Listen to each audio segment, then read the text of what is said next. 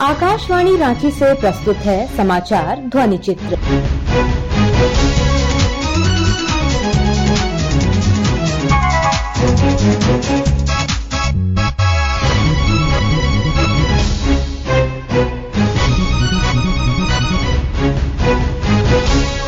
इस अंक में लोकसभा चुनाव और डेंगू उन्मूलन अभियान। झारखंड में लोकसभा चुनाव के तहत पहले चरण में 13 मई को सिंहभूम, खूंटी, लोहरदगा और पलामू लोकसभा सीटों के लिए मतदान संपन्न हो गया, जबकि दूसरे चरण में 20 मई को चतरा, कोडरमा और हजारीबाग सीट के लिए चुनाव होंगे। तीसरे चरण में 25 मई को गिरिडीह, धनबाद, रांची और जमशेदपुर सीटों के लिए वोट डाले जाएंगे, जबकि चौथे और अंतिम चरण में 1 जून को राजमहल, दुमका और गोड्डा लोकसभा क्षेत्र में मतदान कराया जाएगा। निर्धारित कार्यक्रम के अनुसार सभी सीटों के लिए वोटों की गिनती 4 जून को होगी। इस बीच झारखंड में चुनाव को लेकर राजनीतिक गतिविधियों के साथ साथ मतदाताओं में भी खासा उत्साह देखा जा रहा है।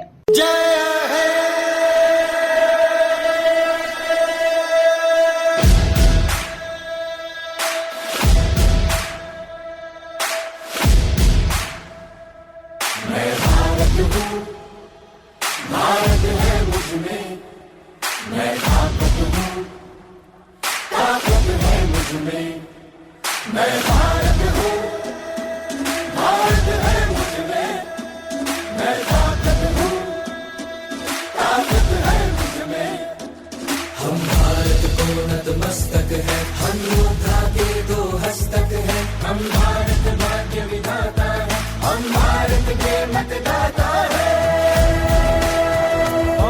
मतदान मतदान देने जाएंगे भारत के लिए, भारत के लिए। भाव की ऊर्जा में रताए भारत, लोकतंत्र में सजा ये भारत, सबसे बड़ा त्योहार हमारा, यही कर्तव्य अधिकार हमारा। मतदान देने जाएंगे भारत के लिए, भारत के लिए। झारखंड में चौथे और अंतिम चरण में मतदान वाली लोकसभा सीटों के लिए कल नाम वापसी के बाद राज्य में उम्मीदवारों की अंतिम सूची निर्धारित हो गई है। राज्य के मुख्य निर्वाचन अधिकारी के रवि कुमार ने कल रांची में आयोजित प्रेस वार्ता में इसकी जानकारी देते हुए बताया, फेज 7 का विड्रॉल आज कंप्लीट हो गया। उसमें राजमहल में 1 कैंडिडेट अपने नॉमिनेशन विड्रॉ किया। अभी वहाँ पर राजमहल में 14 कैंडिडेट है। दुमका में कोई नॉमिनेशन वापस नहीं किया, अभी उसमें 19 कैंडिडेट है। गोड्डा में 2 कैंडिडेट अपने नॉमिनेशन को वापस किए, अभी वहाँ पर भी 19 कैंडिडेट हुए। इसके साथ में लोकसभा इलेक्शन का कितना नॉमिनेशन प्रोसेस है, सभी फेजेस को कंप्लीट हो चुका है। अभी पहले भी एक बार बात हुई थी, वो झारखंड में कितना कैंडिडेट का संख्या बढ़ते जा रही है कैसा करके। 2014 में 240 कैंडिडेट था, वो 2019 में वो घट के 229 था, अभी बढ़ के 244 कैंडिडेट हुआ। 2024 में एक ही है, हम लोग पहले बार हम लोग एक ट्रांसजेंडर कैंडिडेट भी अपने नॉमिनेशन फाइल किया धनबाद में। अभी तक उसमें हम लोग 2024 में 212 मेल है, 31 फीमेल है, 1 ट्रांसजेंडर है, मिलाकर 244 है अभी आपका 2024 में टोटल कैंडिडेट में। सीसर का संबंध में अभी इसी बार आज कुछ ज्यादा चेंजेस नहीं, बेसिकली एक करेक्शन हुआ, मतलब एक दो सीसर के एक ही दोनों का अलग अलग एजेंसी कर लेते, इसलिए अभी सीसर में ऑलमोस्ट सेम है, केवल -15 का वो डेटा करेक्शन है, इससे ज्यादा कुछ चेंजेस नहीं। वोटिंग का स्पीड क्या करवाने के लिए सभी जगह पर कार्रवाई किया जा रहा है। बूथ में अपने मतदान का सेवा दिया जाएगी, उसका वोटर का टर्नआउट का स्पीड का कराने के लिए, ताकि वो लाइन कम हो, उसका संबंध में सभी जो आने वाला फेसेस में कार्रवाई किया जा रही है उसको, ताकि उनका लाइन में इंतजार करने वाला समय कम होगा, उनका जल्दी वोट करके उनका जा सकते उसके लेकर। प्रत्येक कहाँ पर 1200 का ऊपर वोटर है, वहाँ पर रिजर्व से एक पोलिंग पार्टी का दिया जा रहा है, वो खास तरह से वो P2 में वो मदद करेंगे। उस तरफ से कहाँ पर भी अन्य जहाँ पर भी कितना रिजर्व पोलिंग पार्टी हम लोग रिजर्व में रखता है 10% 20%, उनका भी दूसरा बूथ में करके हम लोग उसका पोलिंग का मदद करने के लिए कराया जा रहा है। अभी एक एट अ टाइम बूथ का अंदर 3 प्रकार रहने के लिए अलाउ कर रहा है, ताकि P1 एक आदमी का सर्विस करेंगे, तो P2 दूसरा वोटर का सर्विस करेंगे, P3 वो तीसरा वोटर का सर्विस करके उनका वोटिंग प्रोसेस करके तो मतलब स्पीड बढ़ाने के लिए हम लोग उनका कार्रवाई किया जा रहा है। उसमें कहाँ पर भी एक जगह से हम लोग मॉनिटरिंग करेंगे, तो आपका प्रथम 2 घंटा में कितना वोट हुआ एब्सोल्यूट नंबर में, मतलब कितना संख्या में किया, उसका स्पीड सही सही है गलत है उसका देखा जा रहा है। वो कहाँ पर उसी तरफ से वो कमी होगी उसका दूर करने के लिए इसे बाहर करने की बात किया जाता है। इस बीच राज्य में पहली बार मतदान करने वाले मतदाताओं में भी खासा उत्साह देखा जा रहा है। बोकारो के फर्स्ट टाइम वोटरों ने मतदान के प्रति अपनी प्रतिबद्धता व्यक्त करते हुए कहा, मैं बोकारो स्टील सिटी की छात्रा हूँ। मैं इस बार फर्स्ट वोटर हूँ। मैं वोट ये सोच के दे रही हूँ ताकि जो भी नेता इस बार हमारे प्रधानमंत्री के रूप में आए वो युवा के लिए अधिक काम कर सके, जैसे कि अनएम्प्लॉयमेंट को ख़त्म करना, नए नए रोजगार देना, वुमेन सेफ्टी के लिए काम करना और जितने भी हमारे एजुकेशन प्रोग्राम्स चल रहे हैं उसमें नए नए और कोर्सेज को ऐड करना ताकि हम जितने भी युवा हैं या जितने भी बच्चे हैं उनके क्रिएटिव स्किल्स को बढ़ावा दें और स्किल्स डेवलपमेंट में हेल्प करें। मेरा नाम विकी मुर्मू हुआ, मैं हिस्ट्री डिपार्टमेंट से हूँ, BCT कॉलेज।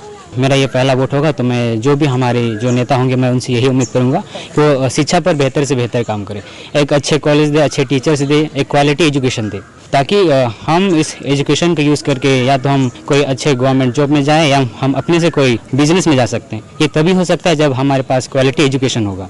मेरा नाम नंदिनी शर्मा है, मैं बोकारो स्टील सिटी कॉलेज की छात्रा हूँ और मैं बस यही चाहती हूँ कि जो भी वोट हो और आगे जाकर जो भी कुछ मतलब सब कुछ अच्छा से हो और जो भी अनएम्प्लॉयमेंट वगैरह है वो सब ख़त्म हो।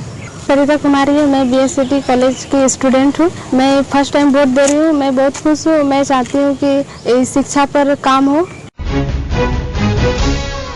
झारखंड में दूसरे, तीसरे और चौथे चरण के मतदान के लिए राजनीतिक दलों द्वारा चुनाव प्रचार तेज कर दिया गया है। पिछले दिनों प्रधानमंत्री नरेंद्र मोदी, केंद्रीय मंत्री अमित शाह और राजनाथ सिंह समेत कई राज्यों के मुख्यमंत्री और वरिष्ठ नेताओं ने अपने अपने दलों के उम्मीदवारों के पक्ष में चुनाव प्रचार किया।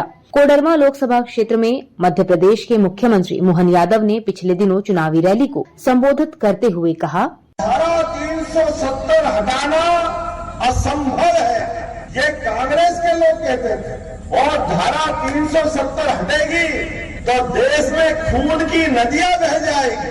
अरे एक चिड़िया भी नहीं मिली, चिड़िया ये 56 इंच वाले ने झटके के साथ फ्री कर दी। हम तो इस बात के लिए गौरवान्वित होते हैं कि बदलते दौर में जब भारत का इतिहास लिखा जाएगा तो इस देश में एक ऐसी सरकार, एक गरीब परिवार से आने वाला व्यक्ति, अब गरीब होना अपराध है क्या?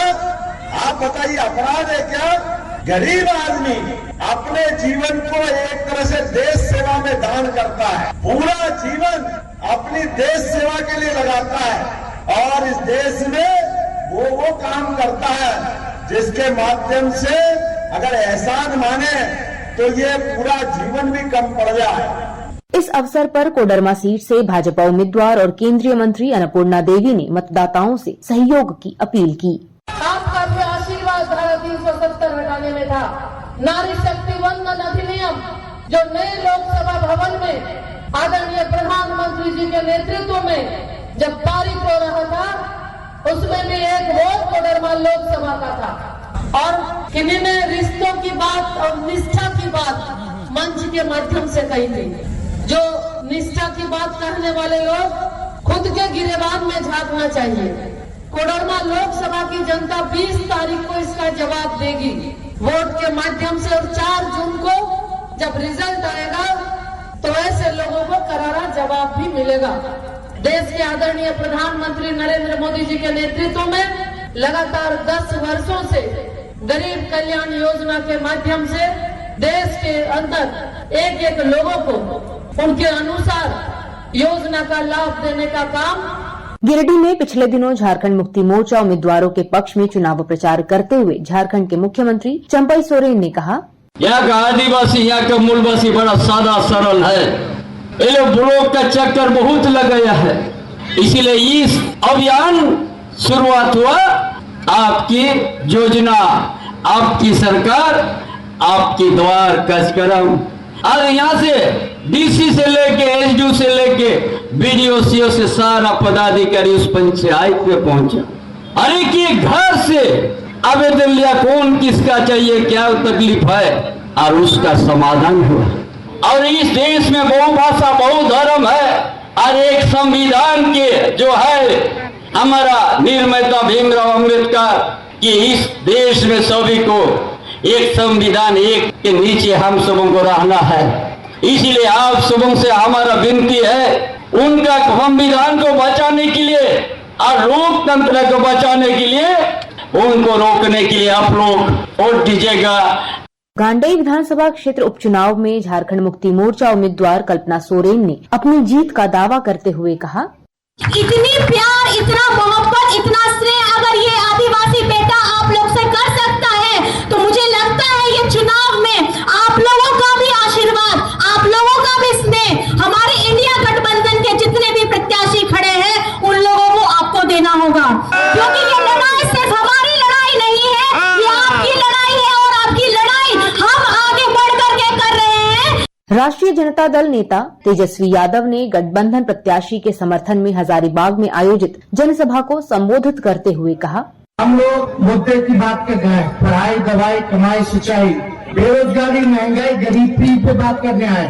10 साल में बेरोजगारी बढ़ी है, 10 साल में महंगाई बढ़ी है, 10 साल में आप देखिएगा गरीबी बढ़ी है, लेकिन प्रधानमंत्री ना गरीबी पे बात करते हैं, ना बेरोजगारी पे बात करते हैं, ना महंगाई पे बात करते हैं। 10 साल में अगर कोई हजारीबाग के लिए प्रधानमंत्री नरेंद्र मोदी जी ने एक अगर बड़ा काम किया हो या छोटा काम किया तो बता दो। जो प्रधानमंत्री ने किया, और केंद्र में 10 साल तक सरकार रहा, MP उनके रहे, कोई एक बड़ा काम जिससे आपके जीवन में सुधार आया, आपके जीवन फर्क पड़ा। विश्व डेंगू दिवस के अवसर पर पिछले गुरुवार को राज्य के विभिन्न जिलों में डेंगू से बचाव के संबंध में जागरूकता अभियान चलाया गया। गुमला में स्वास्थ्य विभाग द्वारा विशेष जागरूकता रथ निकाली गई, जो लोगों को डेंगू से बचाव के प्रति सचेत करेगा। सिविल सर्जन डॉक्टर राजू कच्छप ने अभियान के संबंध में बताया, विश्व डेंगू दिवस के उपलक्ष्य में हम लोग एक जागरूकता अभियान कर रहे हैं। में सभी लोगों को जागरूक किया जा रहा है कि कैसे वो मच्छर से बचे, क्योंकि ये मच्छर के काटने से होता है, एडिस मच्छर के काटने से। इसका लक्षण है अचानक तेज बुखार होना, हड्डी तोड़ बुखार, तेज सिर दर्द, आंखों के पिछले हिस्से में दर्द, जोड़ों में, मांसपेशियों में दर्द, छाती एवं हाथों में खसरा जैसे चकते दाने भी निकल जाते हैं, मसूड़ों से खून आना, भोजन से अरुचि और भूख न लगना, ये सब लक्षण अगर मिलता है तो इसके बाद हम लोग को ब्लड टेस्ट करवाना अति आवश्यक है। ब्लड टेस्ट करने के बाद ही हम लोग जान पाएंगे कि उसे डेंगू है कि नहीं, क्योंकि ब्लड में 3 कंपोनेंट मेन होता है, एक RBC होता है, एक WBC होता है और एक प्लेटलेट होता है। तो ये प्लेटलेट की कमी हो जाती है ये एडिस मच्छर के काटने से, और वो उसका शिकार हो जाता है। तो हम लोग को ये सेल्फ लिमिटिंग भी है, अपने आप भी ठीक होता है, लेकिन जब बहुत ज्यादा प्लेटलेट कम हो जाता है तो उसका ट्रीटमेंट हम लोग को करना पड़ेगा, प्लेटलेट चढ़ाना पड़ेगा। जिला VDS सलाहकार शर्मिला शर्मा ने डेंगू के कारणों और इसके निदान के संबंध में जानकारी देते हुए कहा, डेंगू जानलेवा बीमारी है, तो इससे बचने का सिर्फ और सिर्फ एक ही उपाय है कि हम सप्ताह में एक दिन ड्राई डे मनाएं, अर्थात सप्ताह में एक दिन। चूंकि ये डेंगू एडिस मच्छर, संक्रमित एडिस मच्छर के काटने से डेंगू हो रहा है, तो एक बार अगर ये डेंगू मच्छर संक्रमित हो गए तो ये अपने जीवन काल में जितने बच्चे देंगे वो संक्रमित होगा। इसीलिए ये काफी डेंजरस है। आप लोगों से ये गुजारिश है कि ये मैसेज सब लोगों के पास जाना चाहिए कि अपने घर के आसपास कहीं भी एक छोटे से टुकड़े, 1 चम्मच पानी में भी हजारों की संख्या में एडिस के लार्वा पनपते हैं। तो अभी से हम लोगों को अलर्ट होना है। सप्ताह में एक बार हम लोगों को ड्राई डे मनाना है। इसके साथ ही आकाशवाणी रांची से समाचार ध्वनि चित्र का आज का संस्करण समाप्त हुआ। हर शनिवार को यह कार्यक्रम रात्रि 7:45 बजे समाचार एकांश द्वारा प्रस्तुत किया जाता है। संपादक शिल्पी, प्रस्तुतकर्ता अरविंद कुमार और प्रवक्ता कामिनी कुमारी।